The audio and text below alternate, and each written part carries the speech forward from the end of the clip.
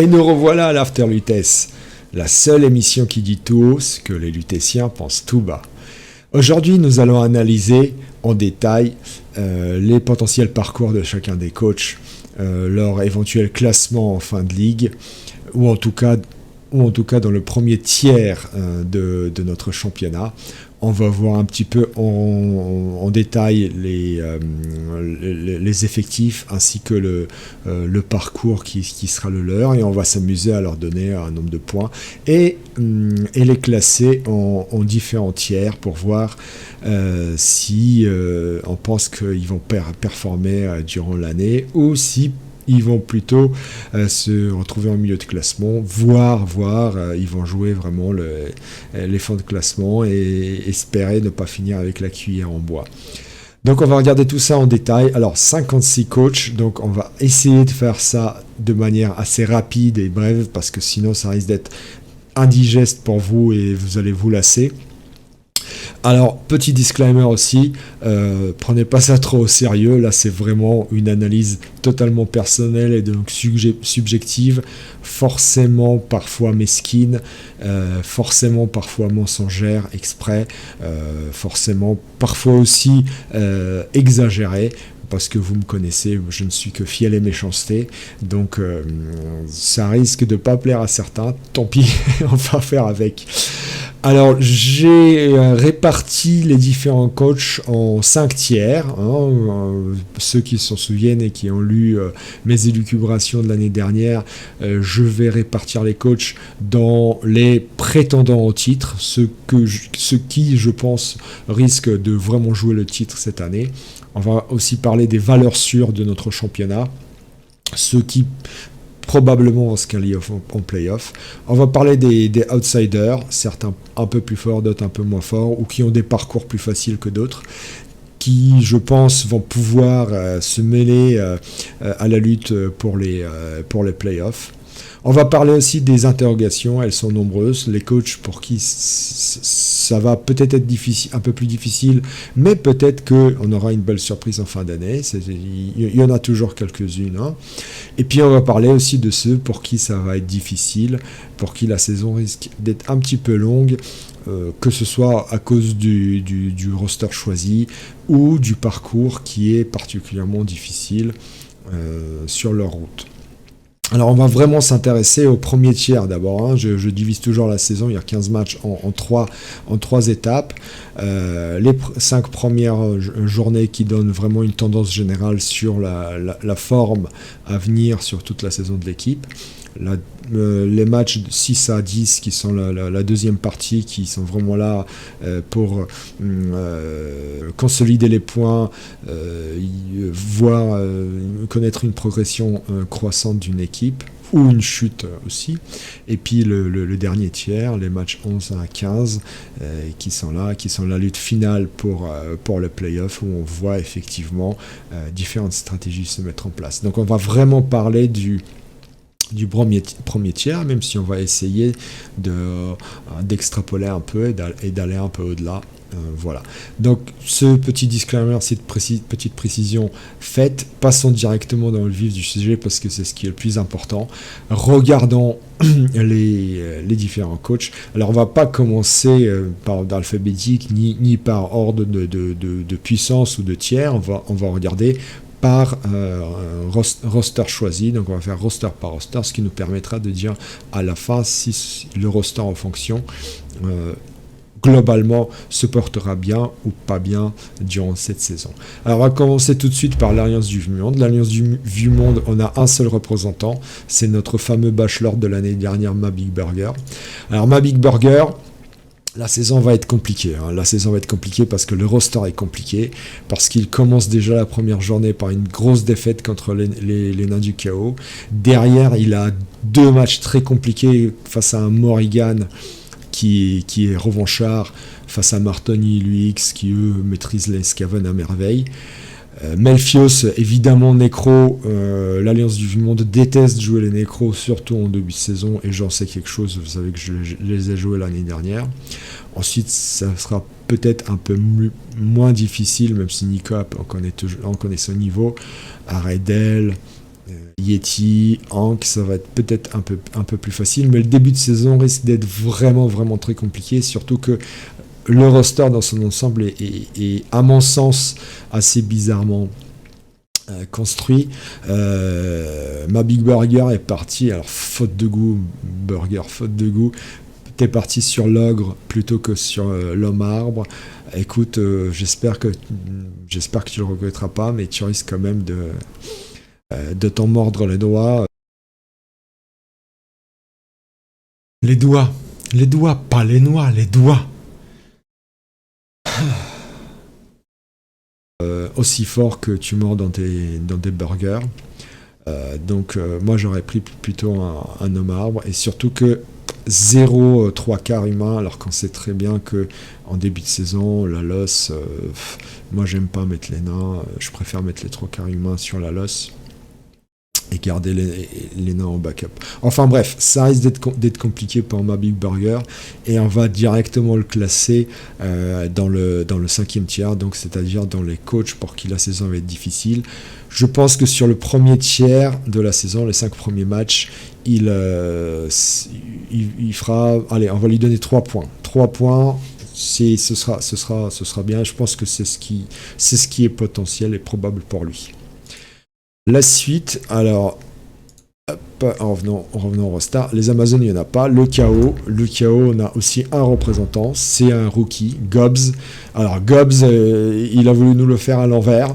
Il est parti sur un roster du chaos, mais ses joueurs s'appellent les cornus, et lui-même s'appelle Gobbs. Donc, je comprends pas, c'est des corneux Gobbs qui jouent pour le chaos, c'est des gobelins transformés en guerriers du chaos qui pricornent. Enfin, il faut qu'il nous explique là, parce que on est perdu.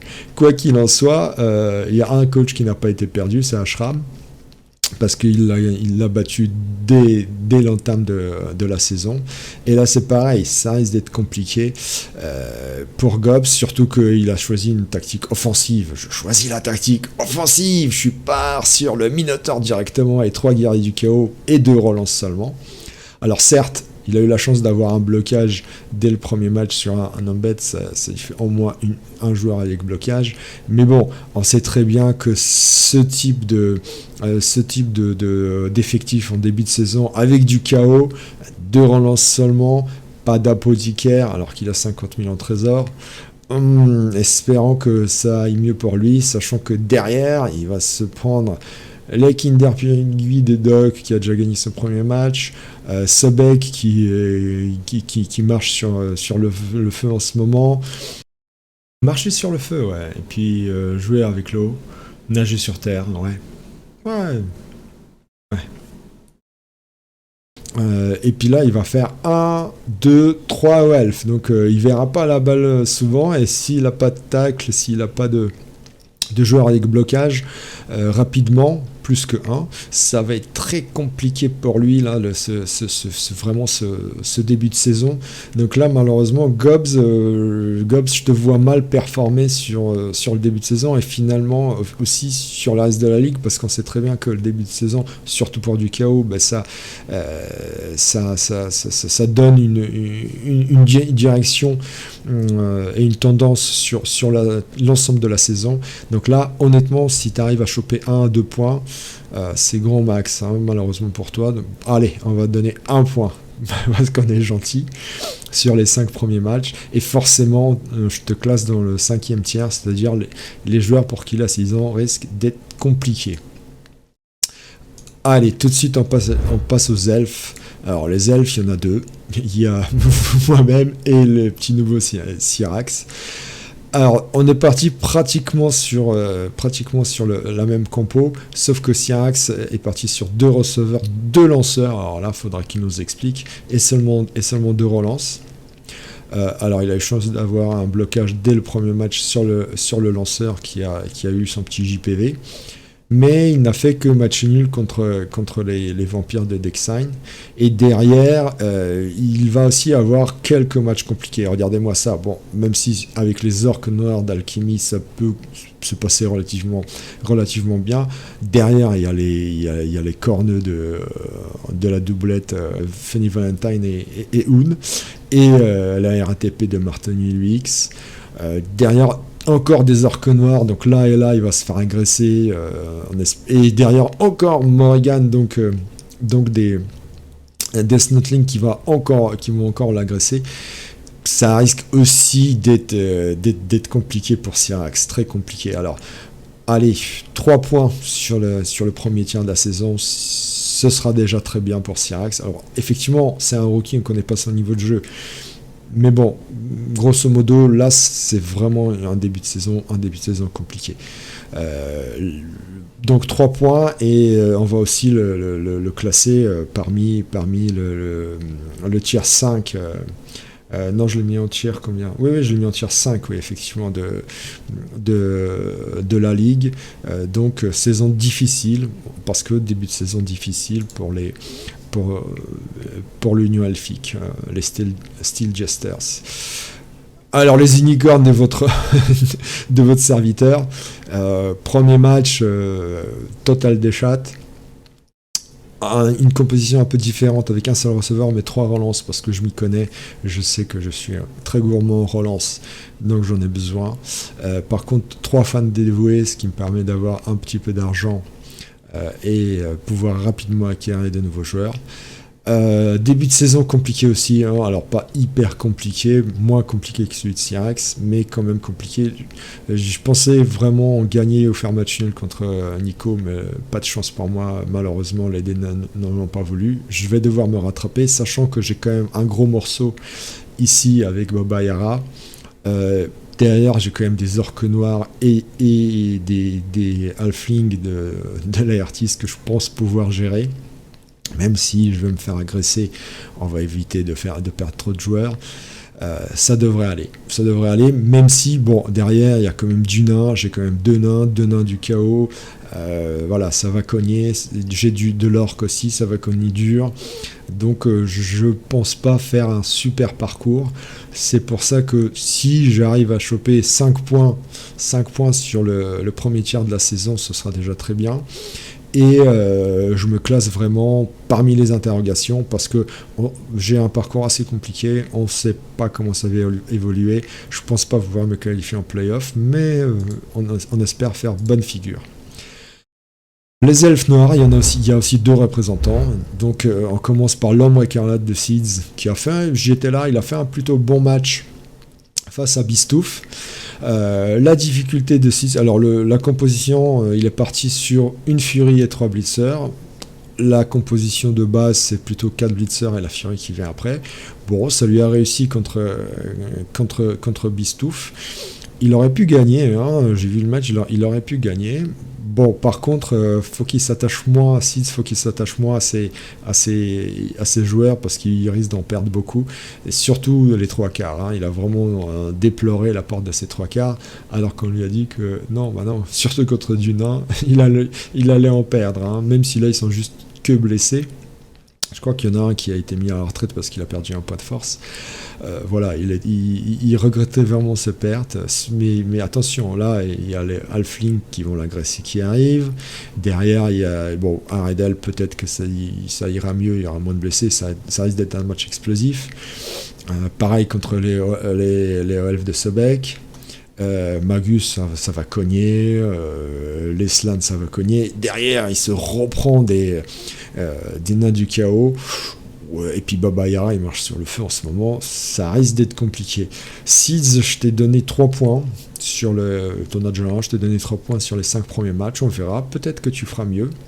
Mais je pense que tu auras une saison compliquée. Je te mets aussi dans le 5e tiers, c'est-à-dire les joueurs pour qui ça risque d'être difficile. Alors Nicap, il faudra qu'il nous explique pourquoi il a mis son... Tiens, pour le prochain match, il a qu'un seul blitzer, c'est sympa. Hein, il a mis son blitzer elfe noir à la retraite. optimisation de l'effectif ou inadvertance, il nous expliquera peut-être perte de raisonnement. Bon, Nicap quand même, on connaît le joueur, on connaît que c'est une valeur sûre du championnat, hein, multiples play-offables naturellement, mais bon là il vient de subir une défaite incroyable et sans bavure contre Chouf et contre les orques de Chouf. Derrière Yaouch, on va voir. Hein, je pense qu'il peut s'en sortir contre les orques noirs. Il fera pas contre les orques, pardon. Il fera pas deux fois la même erreur qu'il a fait contre Chouf, mais quand même 2 orques coup sur coup, c'est rude. Après, c'est un peu plus soft avec des halfs. L'Alliance du Monde de Mabig Burger, il va s'en sortir. Azroa, gros morceau, mais ça cognera moins. Là, ça va cogner, mais bon, c'est relativement abordable pour lui, et surtout, il prend pas non plus la foudre avec des équipes costauds tout le temps, qui vont le cogner de tous les côtés. Donc, je pense qu'il peut s'en sortir. Je lui ai attribué, malgré sa défaite, 8 points en fin de J5, et bien sûr, compte tenu de son historique et de son expérience à la Lutèce, je le classe parmi les valeurs sûres du championnat. Je pense qu'il peut s'en sortir avec ses elfes noirs. Donc les elfes noirs, c'est fait. Passons aux elfes suivants. Alors, les elfes suivants, effectivement, on a Zaiko. Alors, Zaiko, pour ceux qui ne le connaissent pas, il ne faut pas qu'il s'étonne des résultats. Il est tout nouveau, il est rookie à la Lutèce, mais c'est un très grand joueur, très grand tournoyeur dans l'Hexagone. Il me semble qu'il est aussi représentant de l'équipe de France pour la Coupe du Monde, il me semble. Hein, je ne veux pas dire de bêtises, mais je crois que c'est ça. Donc les 2 premiers résultats sont pas étonnants, même si le 4-0 qu'il vient de mettre à Bistouf, faut que Bistouf nous explique le 4-0. C'est étonnant, mais bon. Il a une équipe d'elfes Sylvain visiblement qu'il maîtrise à merveille. Déjà 2 victoires, et la suite s'annonce assez sympa pour lui parce qu'il va prendre des orques noirs pour qui c'est difficile contre les elfes Sylvain. Le Léguman risque de se faire déborder. Et j'ai suffisamment joué elfes Sylvain contre orques noirs pour le savoir. Ça risque d'être encore une victoire pour Zaiko. Après, là ça va être un match sympa, enfin 2 matchs sympas, J4, J5, Ashram et Bosque. Là il y aura vraiment du combat tactique, hein, peut-être pas à coup de poing, mais du combat tactique, stratégique sur le terrain. Donc peut-être que là il risque de perdre des points. Grosso modo, Zaiko, je lui ai donné, que je ne vous dise pas de bêtises, malgré tout, vu ce début de saison, je lui donne 11 points, hein, parce que bon, je pense qu'il va gagner, et puis après, il peut réussir à faire des matchs nuls contre Bosque et Ashram, donc un début de saison parfait. Après, ça commence à être plus compliqué, parce qu'il y a des équipes qui vont le cogner un peu plus. Alors, pas là, mais effectivement, Yaouch, voilà, même si on sait que les elfes Sylvains contre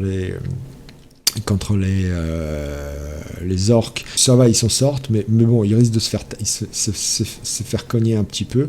Ensuite, il y a des elfes noirs, mais on retombe sur des nains qui cognent.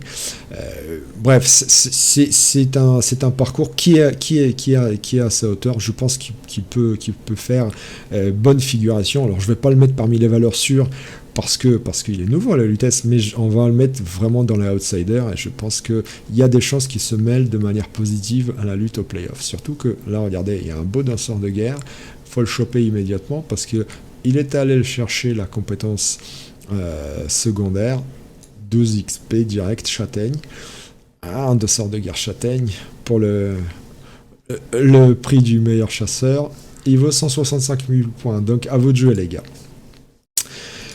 Hop, on passe tout de suite au gobelin avec notre meilleur gobelin de la Lutèce, à savoir le propre. On est tellement heureux qu'il a quitté la doublette avec Nicap et qu'il ait pris ses gobs. On est vraiment content. Et puis surtout, premier match, et il tombe directement sur son compère, son pote de l'année dernière avec qui ils ont fait un parcours magnifique. Et il perd après un match de folie. Et derrière, il rencontre Akhtar, et là, il gagne. Et bim, 3 points pour les gobs. Mais bon, les gobs, on connaît. Il a fait une composition d'équipe classique. On sait comment il joue. Il joue bien, il sait jouer le propre, il sait jouer bien les gobs. Bon, il a 3 points, mais la suite de la compétition, allez, contre les Yetis Leaks, il y a quand même 3 big guys, là, ça va cogner fort. Ensuite, derrière, encore des mecs qui cognent, et puis encore des mecs qui cognent. Oh là là, ça risque d'être compliqué. Les 3 matchs à venir, ça va être ardu pour le propre de s'en sortir. Il reste de perdre pas mal de gobs là, dans l'histoire. Allez, moi je dis que là, si déjà il va garder ses 3 points, mais ça va être compliqué pour moi qu'il aille chercher plus en termes de résultats. Peut-être 4 points, peut-être un match nul dans les 3 matchs à venir. Allez, 4 points. Et forcément, saison compliquée. Donc 5e tiers, parmi les coachs pour qui la saison risque d'être longue. Même si il va jouer le prix du crampon d'or, je le connais. Allez, on passe aux 3 merveilles, les Halflings. Et merci encore une fois les gars d'avoir joué à Halfling. Je vous aime. L'heure est grave. La lutesse a peur, la lutesse gronde. 3 équipes Halfling sèment la terreur parmi les rangs de leurs ennemis. Non mais sérieux les adversaires, qu'est-ce qui se passe? Il en va de la légitimité de cette compétition quand même. Alors, la Artis, il est parti pareil sur une composition classique. Hein. Les 2 FT, les 2 The Warp sont là. 2 relances seulement, mais 700 000 de valeur d'équipe, donc des stars tout de suite dès le début du championnat. Et bim, première victoire direct contre un hockey, contre le Liquide. Donc le Liquide, voilà, t'as été déviergé à la lutesse. Bienvenue à la lutesse, ça y est, tu auras la marque sur les fesses pour toujours. Défaite contre les Halfs. Bon, après, quand même, la Artis, tu vas pas gagner tous tes matchs, hein. Je suis désolé pour toi. Surtout que derrière, tu le sais bien, il y a du lourd. Elfe noir, les Halflings aiment pas du tout les elfes noirs. Ensuite, tu te prends Garden le vainqueur de l'année dernière. Manuratus, qui, pareil, on sait pas ce qui se passe, mais là, cette année, il performe. Et puis moi, en 5e journée, je te laisserai pas faire non plus. Même si, bon, tu risques de me cramponner et que ça risque de bien se passer à ce niveau-là, je te laisserai naturellement pas emporter la victoire dans ce match. Donc pareil, début de saison, malgré la victoire, début de saison facile, début de saison compliqué. Bon, après, il y a un moyen de s'en sortir. Allez, peut-être une 2e victoire, alors peut-être contre moi, Manu, j'en sais rien. Là, non, contre Garden, non, mais une 2e victoire possible dans un de ces 3 matchs. Donc peut-être 6 points. Allez, 6 points, ce sera top. Mais la saison après, il y a du nain qui arrive, du nécro, de l'orque, du mort-vivant. Oh, t'as pas un parcours facile, hein. Avec les 5 hauts elfes, encore du nain du chaos. Franchement, avec les 5 hauts elfes qu'il y a, t'aurais pu t'attendre à mieux, hein, vraiment à mieux. Donc là, compliqué. Donc je te mets aussi pareil, 5e tiers. Donc saison difficile. Olivier Dulac, eh bien, quel résultat merveilleux, direct contre Imperator Dei. Alors, Olivier Dulac, la chance qu'il a, on dit toujours que le football, c'est un jeu de chatard. Regardez, Olivier Dulac, international français, coach hyper expérimenté, multiples vainqueurs de tournois, et en Alf, 2 premières journées, il prend 2 rookies direct. Bravo, chapeau. Ça peut du talent. Derrière, il prend un Uxgul.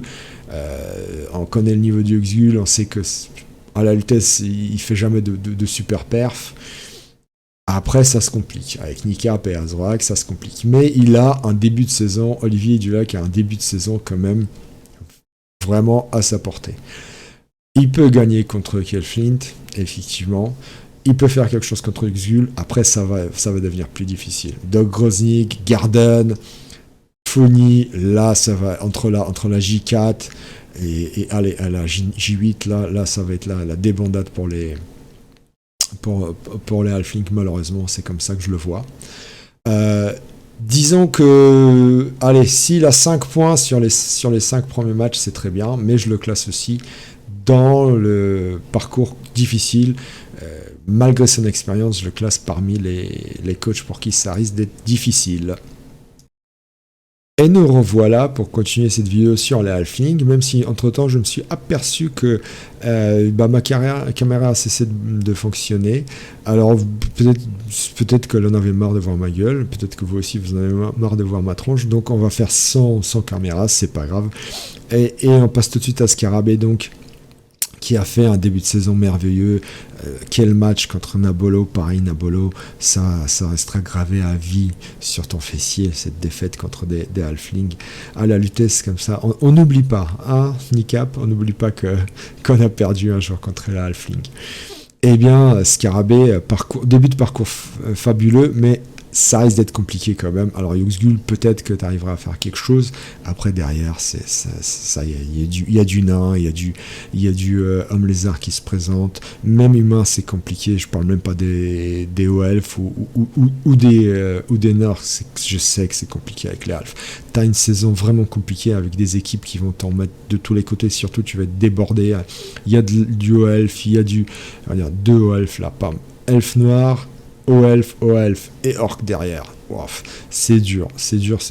Allez, sur le début de saison, tu as déjà 3 points, mais allez, ça va pas aller au-delà de 4 points pour toi, malheureusement. Et je te mets malgré tout, même si je croise les doigts pour toi et je te soutiens à fond et je suis ton premier fan, ça va être une saison compliquée. Hein. Ça va être une saison compliquée, donc 5e tiers pour toi. On passe aux elfes, alors la ribambelle de merveilleux elfes. Vous allez voir qu'ils sont partis pas tous sur la même compo d'équipe. Par exemple, Sobek, lui, il a opté pour un seul blitzer, mais 4 fans dévoués, et il faut dire que ça lui a réussi parce qu'il met un 4-0 direct au Skaven de Scrooge dès le premier match. Donc Scrooge, il va falloir expliquer. Hein. Je sais que tu as pris 6 sorties. Il y a les elfes qui ont fait 6 sorties. Donc soit ils avaient des coups de poing américains, soit les Skaven, c'était des elfes déguisés, parce que là on comprend pas. Mais le début de saison est à portée de Sobek. Là, regardez, il a un match compliqué face au deuxième Skaven de Martini et l'UX, mais derrière, c'est vraiment à sa portée. Et puis après, il a des matchs vraiment à sa portée. Donc, je pense que Sobek, il peut faire quelque chose. En tout cas, il est parmi les outsiders du championnat, c'est sûr. Hein, on le met dans le 3e tiers outsider. Et Sobek, allez, on va lui donner entre 8 et 9 points. Là, il a déjà 3. Ouais, 8, 9. Allez, 8 points, on va dire. 8 points sur le premier tiers de la saison. Alors, Azroag, on le connaît, hein, triple vainqueur, triple étoilé de la Lutèce, un roster elf avec lequel il a déjà gagné à la Lutèce. Il part sur une compo classique, et il gagne son premier match facile contre un autre elf. Derrière, on ne sait pas ce qui se passe, mais là, panne de courant, perte de mémoire, il va nous expliquer aussi, un 2-0 face à un menu de folie. Allez, on va dire que c'est un accident de parcours et que derrière il va se ressaisir, même si derrière il y a du petit nouveau qui en veut, il y a du costaud, il y a du champion de France, il y a un vieux briscard, un deuxième vieux briscard. Non, c'est pas une saison. Alors, lui qui disait qu'il n'avait pas suffisamment de compétitivité dans son parcours, il se plaignait un petit peu de manque de compétitivité de ses adversaires. On va voir, parce que déjà Manu lui a remis les idées en place, donc on va voir vraiment ce qui se passe. Bon, malgré tout, bien évidemment, compte tenu de son historique et de ses compétences avec le roster OELF, on va mettre un Zorak parmi les favoris, mais le début de saison, il n'est pas facile, on va lui donner, allez, sur le premier tiers de la saison, on va lui donner 8 points. Il va progresser par la suite, c'est sûr. Allez, Nico, alors, vous voyez, composition d'équipe semblable à celle d'Azroag. Un début de saison parfait pour lui, grâce à moi notamment. Des matchs à sa portée, il peut s'en sortir. Bon, contre Krajc, ça peut être compliqué, mais derrière, Snot, derrière Akhtar qui déçoit, surtout un roster, noblesse impériale qui vaut mieux prendre en début de saison.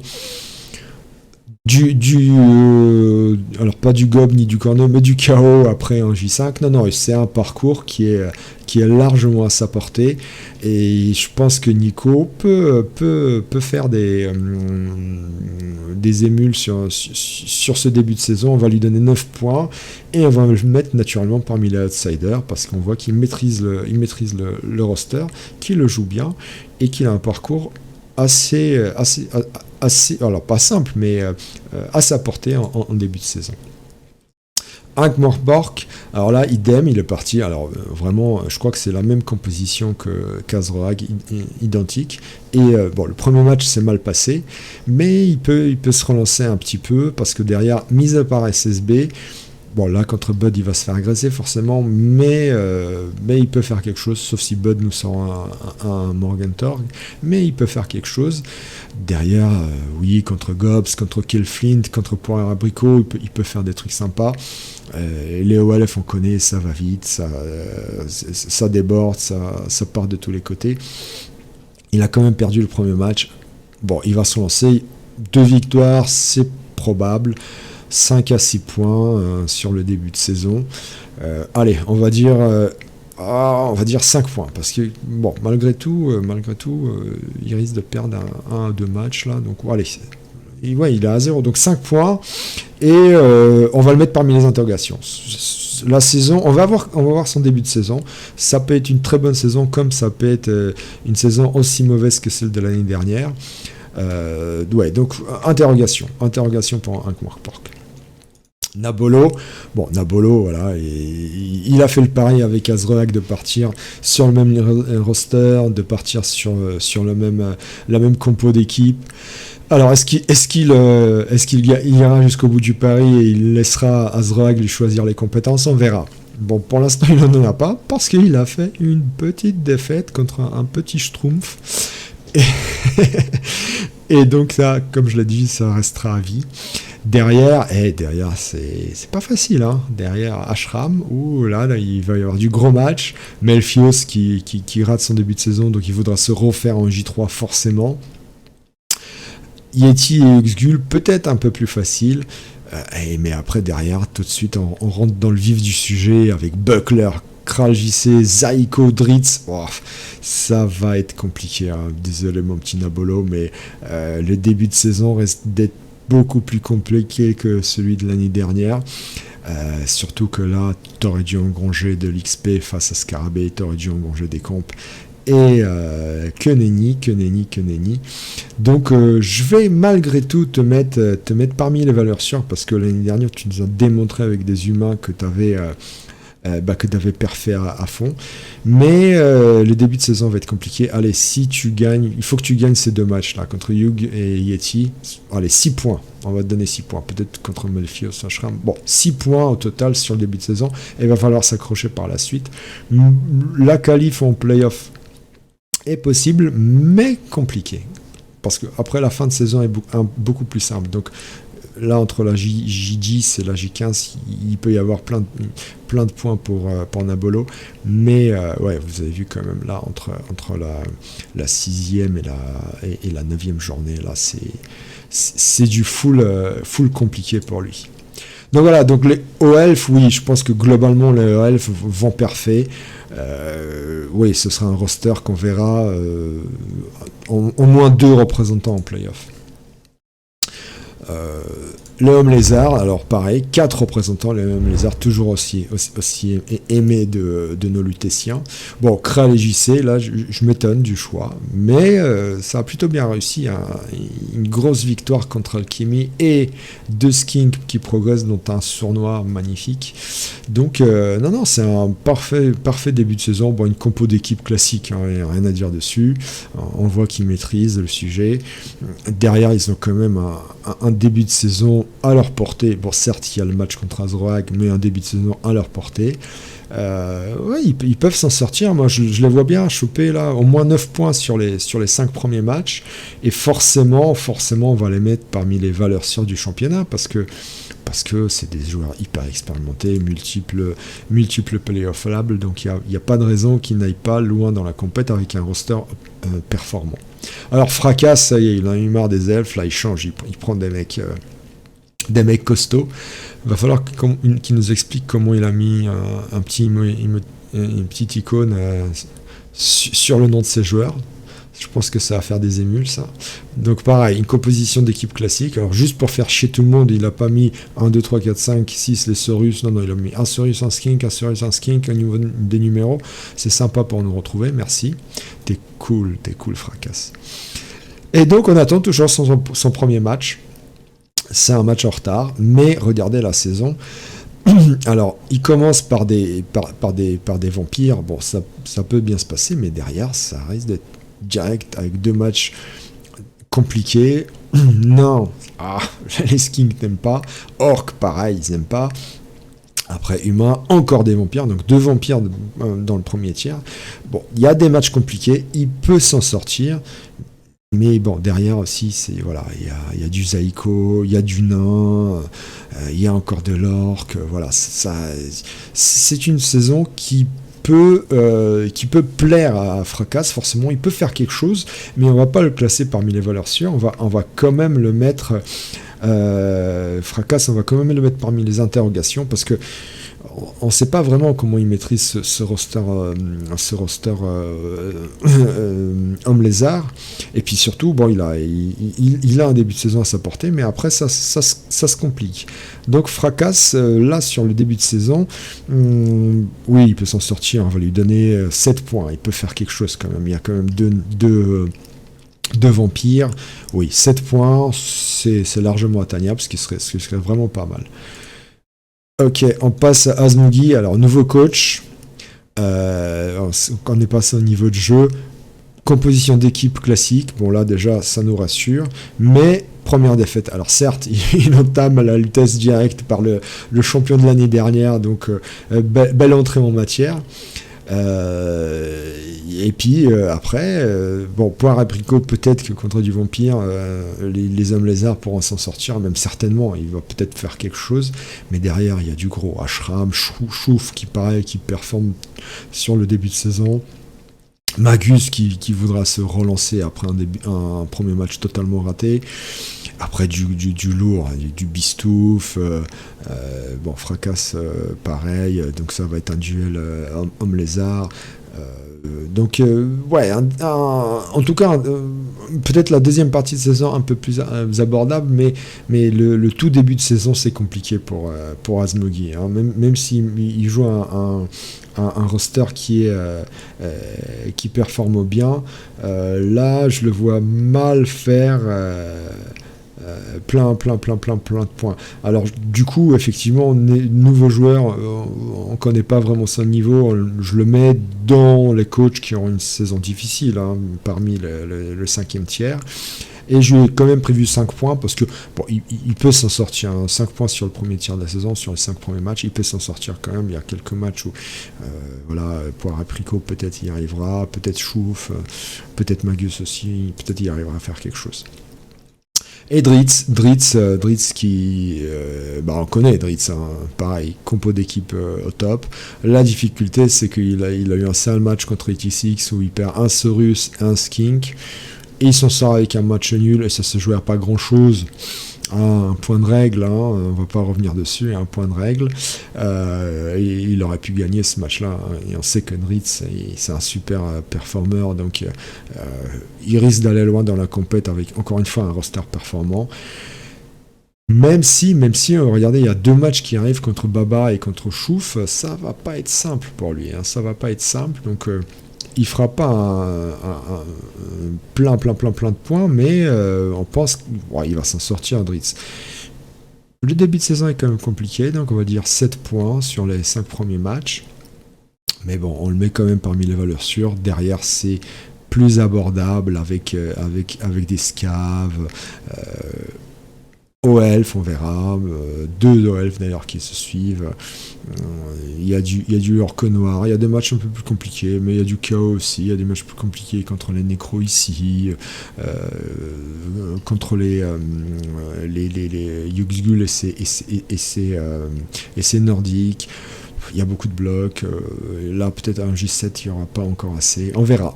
Mais non, je pense que Dritz, il peut faire un beau parcours. Valeur sûre, même si le début de saison, 7 points, ce sera déjà très bien. Passons à la suite rapidement. Les humains, pareil, ils sont nombreux. 4, toujours aussi prisés par les Lutétiens. Alors Manu qui nous étonne.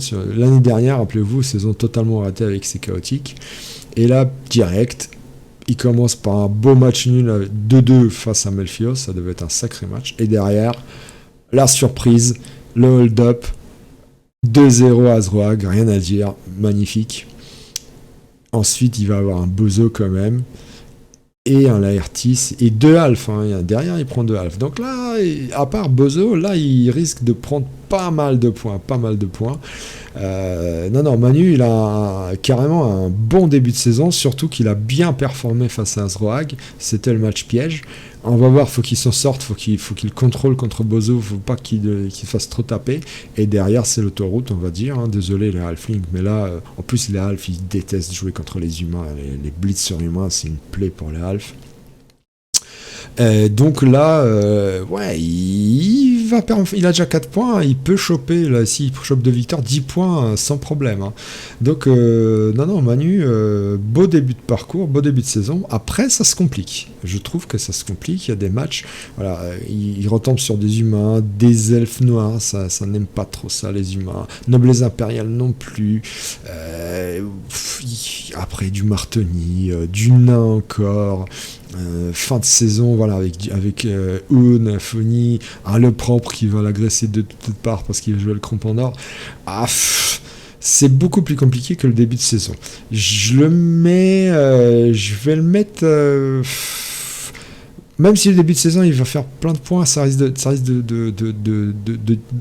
stagner par la suite. Allez, on le met parmi les interrogations. Ça se joue entre outsider et interrogation, on le met parmi les interrogations, à cause de sa saison totalement foirée l'année dernière. Alors, Kelflint, nouveau joueur, rookie, bienvenue.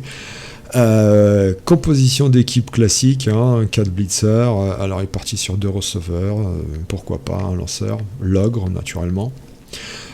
Premier match, il s'en sort finalement pas si mal contre Legumad qui l'a agressé de toutes parts.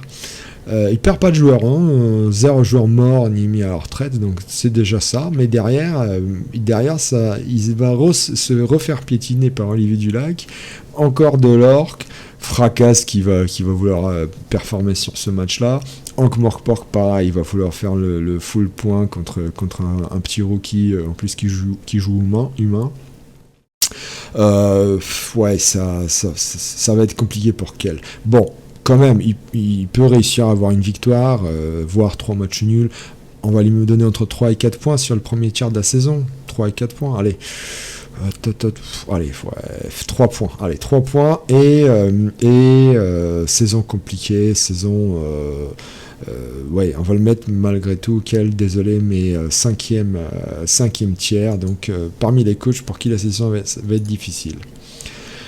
Mamet, mon futur adversaire, pareil, alors Lille est parti sur une compo d'équipe avec 3 blitzers seulement. Bon, c'est étonnant. Le receveur, le lanceur, mais 4 relances par contre. Donc ça veut dire qu'il aime consommer de la relance. Alors il a eu de la chance d'avoir un blocage dès le premier match, c'est bien, tant mieux pour lui. Moins bien pour moi, parce qu'on va se jouer en J2. Oui, quand même, Mohamed, je te laisserai pas gagner, naturellement. Ça peut faire match nul, je pense, sans problème. La New Team, comme son nom l'indique, c'est une nouvelle équipe. Il va falloir qu'elle gagne en expérience et en style de jeu et en... comment on dit l'expression, et en complémentarité. Le mot que je cherchais était complémentarité. C'est pas compliqué comme mot, complémentarité. Sérieux. Bon, après, vous allez me dire, sur des figurines en plastique, complémentarité, jeu d'équipe, tout ça, ça veut rien dire. C'est le mec qui est derrière qui compte. Enfin bon, complémentarité, merde. Le début de saison, mis à part moi, compliqué. Tu prends du nain du chaos, Andritz qui sera revanchard et qui voudra faire parfait ses hommes lézards. Bossk, pareil, qui rate le début de saison, qui va vouloir progresser avec ses Skaven. La noblesse impériale, on sait que pour les humains détestent la noblesse impériale. Donc début de saison vraiment compliqué. Pour l'instant, tu as 0 points. Allez, 3 points peut-être. 2 à 3 points au début de saison sur les 5 premiers matchs. Et saison compliquée, donc 5e tiers. Je ne t'ai pas encore vu jouer, donc c'est vraiment au pif, c'est du pifomètre. Mais 2 à 3 points, allez, on va dire 3 points sur le début de saison. Enfin, on finit par la doublette magique, les magiciens de la Lutèce, Laraigne et Pedro. Cette année, ils changent. C'est Laraigne qui bouge les figues et c'est Pedro qui lance les dés. Eh bien, pour ceux qui disaient que Laraigne était un peu moins tacticien que Pedro, non les gars, je connais un petit peu Laraigne et je sais comment il joue et qu'il joue bien et qu'il maîtrise très bien les humains et ils sont déjà à 2 victoires et voilà, non déplaise aux incrédules, à ceux qui croyaient pas. Eh bien voilà, début de saison magnifique. Derrière, ils peuvent faire quelque chose aussi contre les Skaven de Crouch, parce que les humains, ça aime bien les Skaven. On aime bien taper sur les Skaven, les humains, les équipes humaines. Donc non, c'est un début de parcours largement à leur portée, même si derrière il y a quand même du gros niveau avec surtout Buckler et Skirlan, puis du Yaouch. Orc, c'est jamais facile pour humains, donc malgré tout, un début de saison à leur portée, avec quelques matchs quand même compliqués, mais ça risque de bien se passer, surtout que derrière il y a du Minus, il y a de l'Orcona contre qui ils peuvent s'en sortir. En J9, du Norse qui déjà normalement à cette période de l'année fait moins peur aux humains, du mort-vivant. Non, là les mecs ils sont partis pour faire un très très beau parcours, je pense. On va les mettre tout de suite dans les outsiders parce qu'ils jouent quand même humains. Ça reste un roster humain quand même. Donc on va les mettre parmi les outsiders, mais les outsiders de haut niveau, tout en haut du tableau des outsiders. Donc non, ils sont dans le troisième tiers des coachs, et je pense que la Fassimo, ils ont déjà 6 points, facilement ils peuvent faire 10 à 11 points sur le premier tiers. On va dire 11. Allez, on va se lancer un peu, on va dire là 9. Et là, s'ils peuvent faire 2 matchs nuls, allez, 11 points pour les... Et donc invaincu les 2 coachs. La suite rapidement, alors Khemri, il n'y en a pas. Khorne, alors Khorne, nouveau roster. Il y a deux cobayes qui ont choisi ce roster, mais pas n'importe lesquels. Enfin 3, parce qu'il y a une doublette. Pas n'importe lequel. Le vainqueur de l'année dernière et le demi-finaliste. Donc vraiment des joueurs très expérimentés. Vous allez voir, ils sont pas partis sur la même compo, pas du tout. Alors, mais dans les 2 cas, ça leur a porté chance parce qu'en fait ils ont tous les 2 gagné leur match. Enfin tous les 3, pardonnez-moi, tous les 3 avec leur match. Alors Garden, pareil, on connaît ses niveaux, son style de jeu. Ce qui est drôle, c'est que les Lascars se rencontrent dès la J2. Parfois, le hasard fait bien les choses. Dès la J2, les 2 équipes de Khorne se rencontrent. Donc là, il risque d'y avoir des étincelles et des blessés. Alors, pour Garden, pour faire vite, oui, c'est un début de saison largement à sa portée. S'il s'en sort bien contre Oun et Fanny Valentine, derrière, il a quand même du Laertis et du Yaouch. Alors, les orques... Bon, je pense que les corneaux n'ont pas trop peur des orques, donc ça va bien se passer. Là, il peut se faire déborder par les Skaven de Martoni, mais pareil, s'il tape fort, ça peut être pas mal. Non, je pense que Garden a un beau parcours devant lui, déjà un 3 points, je pense qu'il peut faire sans problème 9 points, et forcément, on va le mettre parmi les prétendants en titre, puisque c'est le champion sortant. Donc, roster compétitif, joueur qualitatif. Donc forcément, premier tiers des coachs, les prétendants au titre. Il en est naturellement de même de Foon, et derrière Foon se cachent donc Hoon et Fonny Valentine, deux coachs expérimentés, même si Hoon est bien plus expérimenté que Fonny, et surtout Hoon, multiple vainqueur de tournois, international portugais, donc on sait qu'il gérera parfaitement avec son compère, ils géreront parfaitement le roster. Alors on verra ce qui se passe dans le match de haut de tableau de la J2. Derrière, c'est largement abordable pour lui. De l'Union Elfique, du Vampire. Bon, là, c'est peut-être un peu plus compliqué contre Bozo, mais eux, ils sont partis avec un Bloodspawn griffe châtaigne. Le petit Bozo, il va claquer du fessier. Il en est de même pour SSB. Attention, les Lascars ont défoncé les nécros de Magus dès la J1. Donc, non, vraiment un parcours largement à la portée de Foon, donc de Hoon et Fonny. Je pense que sans problème alors là ça peut être compliqué, mais sans problème, bon déjà ils sont forcément tier 1, hein, ils sont prétendants au titre naturellement, et on va leur donner allez, pareil, je pense qu'ils peuvent être invaincus. S'ils font match nul là, après ils gagnent, peut-être un match nul là, ouais, 11 points sans problème 11 points sur le premier tiers de la saison. Continuons, on passe maintenant au mort-vivant. Alors il y a une seule équipe mort-vivante, mais pas n'importe laquelle. Deux super joueurs, Buckler et Skerland derrière. Regardez ça, premier match, déjà 3 compétences. Forcément, deux matchs, mais déjà 3 compétences. Forcément, ils ont commencé par des équipes, par des rosters qui sont largement prenables pour des morts-vivants. Il y a eu du Snotling, derrière un Redel. On a vu comment ça s'est passé. Ça a pu faire match nul, mais ils ont défoncé l'équipe d'Aredel aussi. Ils ont déjà fait 8 sorties en 2 matchs. Non, on connaît le roster. C'est un roster compétitif mené par des joueurs expérimentés, ça ne peut faire que des étincelles. Surtout que derrière, ils ont des vampires contre lesquels ça va bien se passer aussi.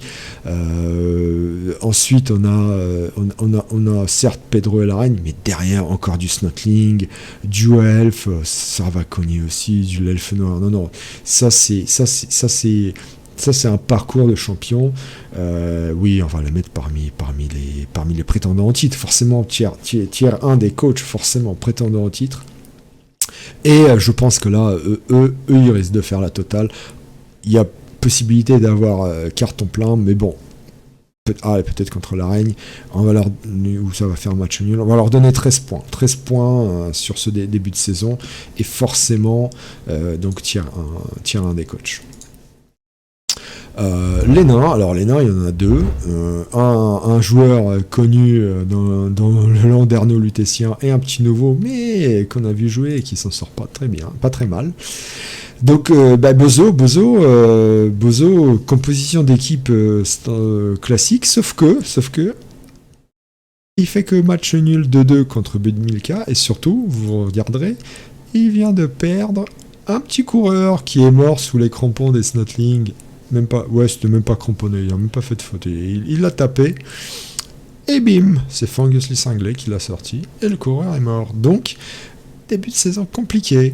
Surtout que derrière, alors peut-être contre Fracas il s'en sortira, mais il y a du niveau. Manu qui marche sur le feu cette année, Espagnol avec ses orques, on l'a vu jouer, il joue très bien. Même s'il a des matchs compliqués, mais il joue très bien et il tape comme un malade sur les adversaires. Funny avec leur Bloodspawn qui va faire peur à Bozo. Non, Bozo, c'est pas parce qu'il joue bien qu'il va forcément les amener en play-off. Hein. Alors on va effectivement un début de parcours compliqué, très compliqué par la perte de son coureur, on va le mettre vraiment parmi les outsiders. Il aurait pu être parmi les valeurs sûres, mais on va le mettre plutôt parmi les outsiders, même si c'est du outsider de haut niveau, on le met parmi les outsiders. Et malgré tout, il a déjà un point, il peut faire quand même 2 victoires par-ci par-là sur le début de saison. Allez, 7 points sur les 5 premiers matchs, c'est pas mal pour du nain en début de saison. Imperator Day. Alors Imperator Day, pareil, bienvenue à la Lutèce, et direct, il commence un match par un match nul contre des Halfs. Donc déjà, il évite la défaite. Donc déjà, ça, c'est déjà fait. Par contre, ce qu'il évite pas, c'est la perte de 2 joueurs. 2 morts direct par Olivier Dulac, 2 bloqués en un. Et donc voilà, saison, déjà il commence avec 2 journaliers, saison compliquée. Alors après, la chance qu'il a, c'est que ça se calme. Après, il prend du Scaven de Boss qui va détester jouer contre les nains. Azroag, il va pas aimer non plus. Scarabée, pas sûr que ça se passe aussi bien que pour Olivier Dulac. Maintenant, Imperator Day, je pense qu'il a compris comment jouer contre du Alpha à la Lutèce. Il fera pas 2 fois les mêmes erreurs. Après, Alchemy, pareil, ça va être de l'agression, et en plus de la force 4, ça risque d'être compliqué quand même pour Imperator Day. Ça risque d'être compliqué. Un début de saison difficile, même si il joue nain, donc on sait que c'est un roster fort, compétitif, et on l'a vu jouer, il joue bien. Donc on va pas le mettre parmi les 5e tiers, on va le mettre parmi les interrogations, parce que le roster choisi peut faire quelque chose. Après, en termes de points, comme je disais, il a déjà un point. Après, il y a du Scaven. Il peut faire entre 8 et 9 points. Là, il peut gagner aussi. Début de saison, il peut faire 9 points. Ouais, je pense qu'il peut s'en sortir à 9 points. 8-9 points. Allez, 8 points pour Imperator Day sur le début de saison, et on verra après. Alors, il faut avancer les enfants. Nains du chaos. Alors, une fois, on a vu les nains, maintenant les nains du chaos. Alors, les nains du chaos, Bistouf, qu'est-ce qui s'est passé? Honnêtement, c'est quoi ce 4-0? C'est quoi? T'as une équipe, tu sais la jouer. On sait très bien, tu les as qualifiés, les nains du chaos, plusieurs fois en play-off. Tu nous reviens, on attend de toi que tu défenses tout. Là, tu fais juste un match nul contre Seeds. J'ai vu le match, t'aurais largement pu gagner. Alors certes, t'es parti sur une compo avec un minot et un seul centaure. Et si t'es parti à fond sur la tactique offensive. Mais là, franchement, le 4-0, il va falloir nous l'expliquer. Et surtout, tu prends, je crois, 6 sorties. 5 sorties par des elfes sylvains. On veut des explications. Le peuple demande des explications. Bon, malgré tout, on sait que tu joues parfaitement ce roster, on sait que tu le maîtrises bien. On va te classer parmi les valeurs sûres. En croyant en toi, on te classe parmi les valeurs sûres parce que c'est un roster que tu maîtrises. Mais bon, le début de saison, attention, il y a du Ashram derrière, il y a du Pixman qui performe aussi. Encore 2 orques qui se suivent, après Homme Lézard derrière.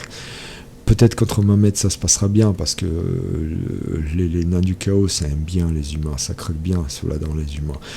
Donc début de saison, on pensait bien plus à t'apporter. Du coup, même si t'es parmi les valeurs sûres, le début de saison, 6 points pas plus, parce que les 2 premiers matchs c'est totalement raté.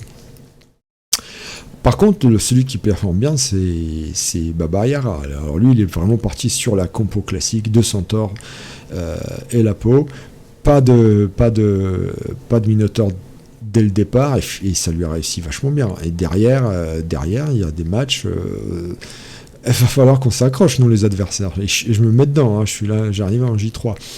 Dritz, alors effectivement contre Dritz, il y a des chances que Dritz lui mette les bâtons dans les roues, et certains, mais ça peut finir en match nul, et derrière normalement il doit dérouler. Et contre moi, contre le propre et ses gobelins, les gobelins ils doivent exploser en vol. Même Doc Grodzny qui est les 7 d'armure, enfin les 8 plus maintenant d'armure, des Narsk, ça doit voler aussi. Donc non, Baba Yara, clairement, il peut faire un début de parcours génial. Là, il peut viser les 11 points sans problème. Après, ça devient peut-être un peu plus compliqué derrière. Il y a du Buckler, il y a du Pixman, il y a le Pedro Laragne en fin de saison. Non. Alors, on va pas le mettre parmi les valeurs sûres, mais un bon outsider, un très bon outsider de la saison, avec forcément un parcours qui va le mener dans les playoffs, dans la qualification pour les playoffs nécessairement. C'est quoi cette J2 ? C'est quoi cette J2, les nains du chaos ? Vous êtes en train de me foutre en l'air mes statistiques, les gars. Alors, les nécros, ils sont 4. Les nécros, toujours aussi adorés par les lutétiens, les nécros. Alors, SSB, pas besoin de le représenter. Multiple playoffables, qui maîtrisent à merveille presque tous les rosters, voire tous les rosters. Malgré tout, il commence par une défaite contre Pixman. Pixman qui fait un début de saison merveilleux. Après, SSB, derrière, il a quand même des matchs largement à sa portée. Les orques de Gognon, c'est pas la même que ceux de Pixman. On verra plus tard, la compo de l'équipe de Gognon est spécifique. Même en Morpork, il va avoir du mal contre les nécros. Après, il y a un duel de nécros, mais je pense que SSB est plus expérimenté que le liquide. Après, c'est du Haredel, on sait comment il joue, il aime pas le nécro non plus. Bon, après, certes, il y a du corneux, mais derrière, tout de suite, il chope un Snotling pour faire plein d'XP. La saison, il rencontre quand même pas mal de joueurs expérimentés. Il y a du Bistouv, du Dritz, voilà, il y a du Nicap, vraiment des joueurs de haut de panier. Mais bon, quand même, SSB, on sait qu'il maîtrise ce roster et on sait comment il joue. C'est clairement un roster qu'il a pris pour se mêler à la lutte au titre. On va le classer parmi les prétendants à la victoire. Même si le premier match est raté, je pense que derrière, il peut s'en sortir. Il peut facilement faire 8 points sur le premier tiers de la saison. Donc voilà, tiers 1 des coachs. Melfios, début de saison compliqué. Melfios, on connaît aussi. Roster compétitif, composition d'équipe classique. Mais un match nul, un bon match nul, par contre une défaite contre Pixman, inattendue. Il va falloir qu'il se relance.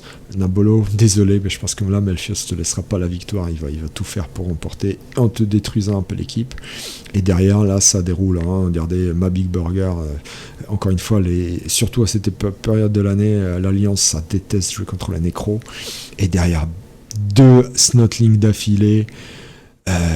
Derrière Noblesse Impériale d'Ashram qui va pas être suffisamment compé à cette période de l'année. Un petit Kral, bon c'est compliqué, mais après on reprend du Vampire. Non, là il va engranger plein de points, donc même s'il a qu'un seul point dans les 2 premiers matchs, clairement il est parmi les gros outsiders du championnat. Et là bon, facilement 6 à 7 points. Allez, 6 points, parce qu'il rate les 2 premiers, mais là, il va prendre du point. 6 points sans problème sur le premier tiers de la saison.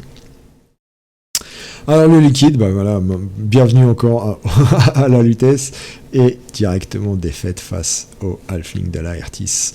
Ça reste marqué à vie. Mais vaut mieux le faire dès le départ. Dès le départ, tu pars, comme ça, tu ne peux pas descendre plus bas. Tu pars vraiment du plus bas, et puis après, tu fais que remonter dans l'estime des coachs. Le problème pour le liquide, c'est que là, il prend du lourd. On pensait qu'il allait faire plein de points contre el Alf, c'est pas le cas. Il a fait que 10 XP et derrière, il va prendre Orc, Necro et Re-Orc. Et en plus, contre des mecs qui marchent très bien. 3 orques et un nécro, ça va être compliqué ça va être très compliqué pour les nécros de le liquide. Alors c'est un roster, on l'a vu jouer, il joue bien, attention, même si c'est un rookie, il sait parfaitement jouer, il protège ses joueurs, il protège la balle, il n'y a pas de souci. Donc on va le mettre parmi les interrogations, mais un début de saison, franchement, honnêtement, pas facile. Allez, s'il fait 3 points, 3 points sur le début de saison, 3 points, ce sera top. On va finir par Magus, on le voyait mieux, là il a fait une grosse débandade contre Unefoni. Un roster classique, le loup-garou, les 2 spectres. Le problème c'est qu'il y en a un qui s'est déjà pris une persistante. Et en plus là, il prend Kossus, pareil, qui marche très bien en début de saison. Derrière, quand même, c'est un peu plus facile. Alchemy, qui rate son début de saison. Un Seeds, qui n'est pas assez expérimenté. Pareil pour Asmogi. Là, il peut faire des points, hein, Magus. C'est là qu'il faut qu'il fasse des points, parce que derrière, il va prendre Garden. Hein. Attention, hein, Garden, c'est du niveau. Epagnol qui cogne très fort. Laertis qui va agresser. Encore du nain derrière. Ouais, là, ça risque d'être compliqué, mais donc c'est entre la J2 et la J5 qu'il faut qu'ils prennent plein d'XP et plein de points. On va mettre Magus quand même parmi les valeurs sûres, parce qu'on sait comment il joue, on sait que c'est un bon joueur et qu'il a un roster très compétitif. Donc il y a des chances qu'il performe bien. Maintenant, en termes de points, combien on lui a donné à Magus? On lui a donné 7 points. 7 points, bah oui, il a perdu là. Il peut faire des victoires contre Alchemy, contre Seeds, un petit match nul contre Kossus. Ouais, 7 points sans problème. Peut-être pas Alchemy. Ouais, 7 points. 7 points, il peut le faire. S'il gagne là ou là, et au moins un match nul, ouais, 7 points, c'est largement faisable. Ce sera bien pour un début de saison, alors qu'il rate le premier match. Mais bon, on le met quand même dans le deuxième tiers des coachs parmi les valeurs sûres. Ça va batailler pour les playoffs. Noblesse impériale, on a deux équipes. Alors Actar et Kossus, deux joueurs expérimentés. Le problème, c'est que pour Actar, il revient après quelques années d'absence et ça se passe très mal. On connaît de la noblesse, ça démarre toujours comme un diesel, ça performe vers la fin du championnat. Mais là, quand même, la défaite contre le propre, alors bravo le propre, magique, on a lu le compte rendu, magnifique. Mais là, c'est vraiment, le match qu'il fallait gagner. Alors il va se relancer, il a des adversaires à sa portée, il a du Skaven de boss, il a Nico, ça va être compliqué contre Nico, mais il peut choper un match nul, Yeti il peut gagner, le pack du chaos, ça va détester la lutte, les lutteurs nobles impériaux, les blitzers, il peut gagner ici aussi, donc... Honnêtement, Actar, on va, même s'il foire complètement son début de saison, on va quand même le mettre parmi les outsiders du championnat, hein, sans aucun problème, il sera là. Mais le début de saison est pourri, et allez, s'il arrive à choper, encore une fois, ça démarre tout doucement la noblesse, donc s'il arrive à choper 4 à 5 points, ça veut dire une victoire et un nul, allez, 4 points sur les 3 matchs qui lui restent, ce sera très bien. C'est après qu'il faut qu'il fasse des points. C'est après qu'il faut qu'il fasse des points. Il a du Laertis, il a du Mamet, il a du Gognon, c'est ça.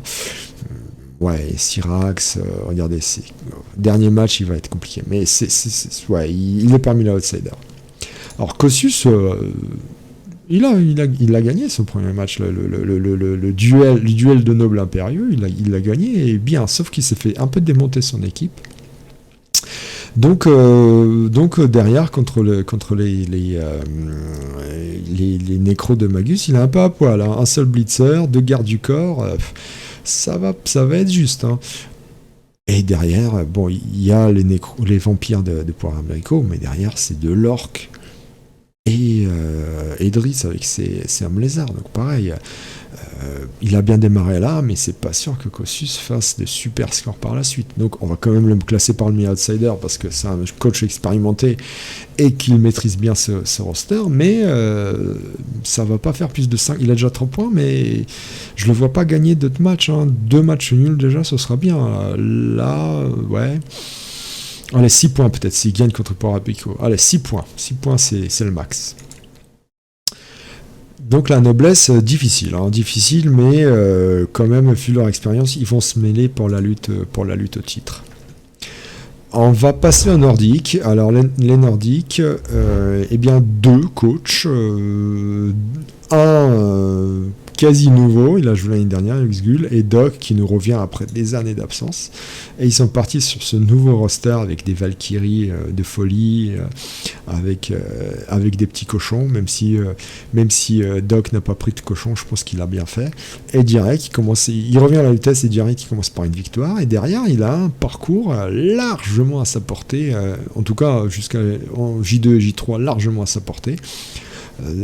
un seul bloc face à je sais pas combien de blocs des Norsk, donc je pense qu'il va facilement gagner contre les chaotiques de Gobs. Bud Milka, n'en parlons pas.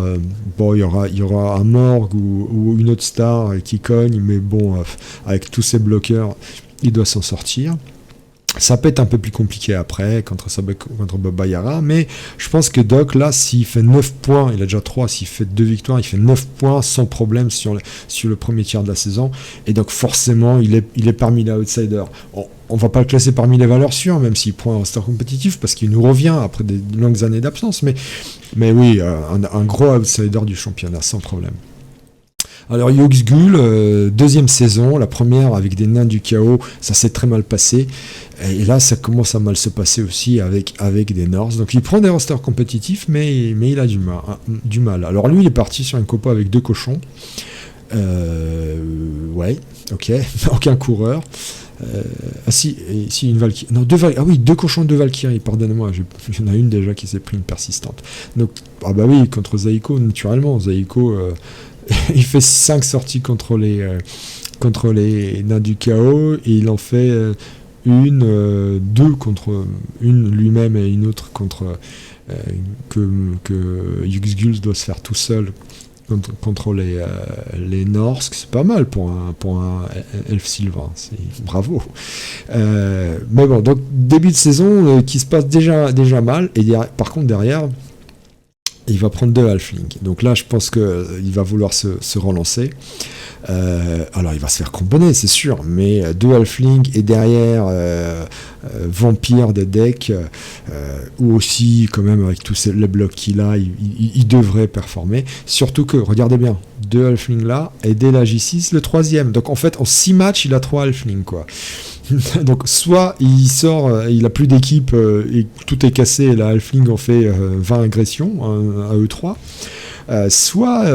soit il défonce tout et il fait un full points. Alors je pense qu'il peut faire sans problème 7 points sur le début de saison. Là, s'il gagne les 2 halflings, il peut faire quelque chose contre le vampire. 7 points sur le début de saison, on va le mettre parmi les interrogations. On va le mettre parmi les interrogations parce que l'année dernière, il nous a montré que quand même, il avait quelques difficultés à manier des rosters pourtant qui étaient compétitifs. Et puis surtout, comme je dis, si la halfling lui marche dessus à coup de crampon, il n'a plus d'équipe à la J6. C'est possible le 6. Et la J6, c'est possible au 6. Allez, on arrête là pour le moment, on verra plus tard.